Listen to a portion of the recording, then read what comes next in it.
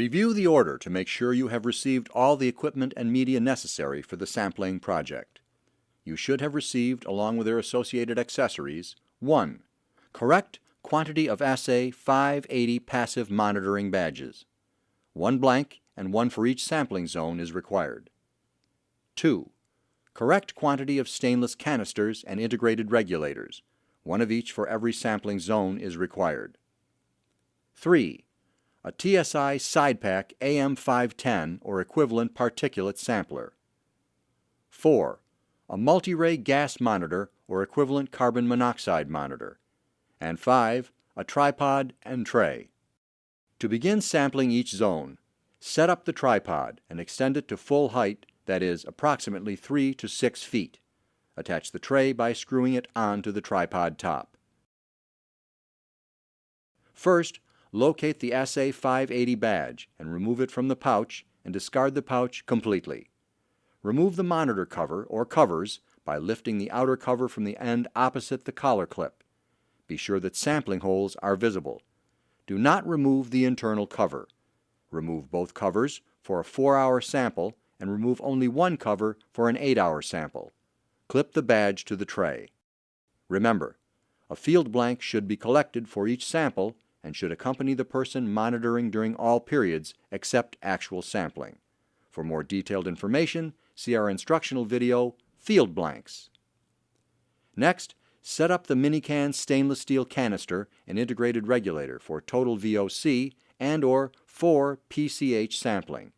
If 4 PCH sampling is not required, note this in the analysis column on your chain of custody.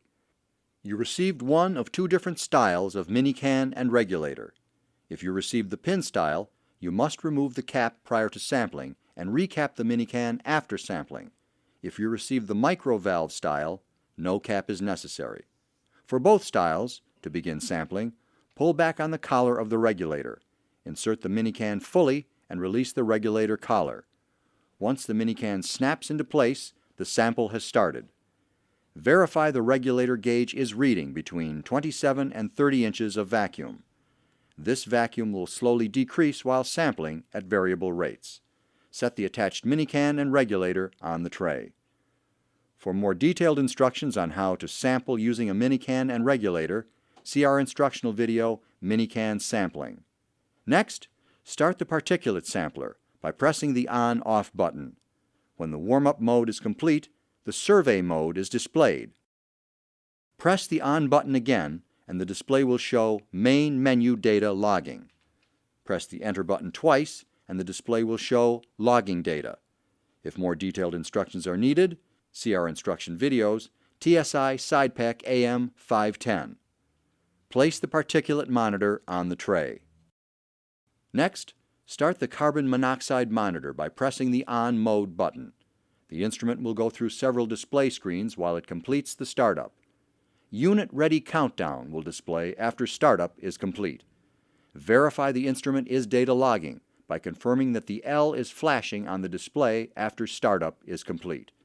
If more detailed instructions are needed, see our instructional videos, Ray Multi-Ray Gas Monitor, or TSI Q-Track IAQ Monitor, or Ray IAQ RAE IAQ monitor, corresponding to the model you received. Place the carbon monoxide monitor on the tray. All samples should run for at least 4 hours. At the end of sampling time, reinstall one or both covers on the Assay 580 badge. Place the badge in the supplied plastic vial and close the cap tightly. Use the supplied label to label your sample.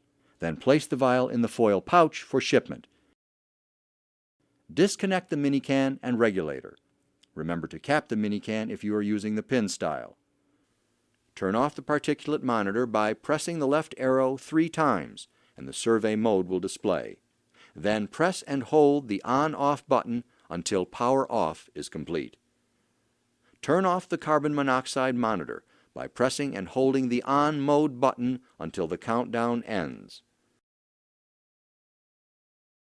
For both the particulate and carbon monoxide instruments, the data stored will be reported by Galson in the same report with your analytical data, as long as the data logging mode was correctly set and the data has not been erased.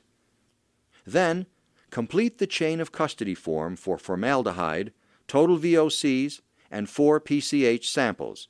It is important that you include all the information requested in order to ensure the turnaround time of your samples. For additional instruction on completing the chain of custody, please see the Galson chain of custody video. Remove the pink copy and keep this for your records. Send the white and yellow copies in with the samples to the lab in the large Ziploc bag. Repack all instruments, equipment, accessories, and media in their original containers and ship back to Galson Labs.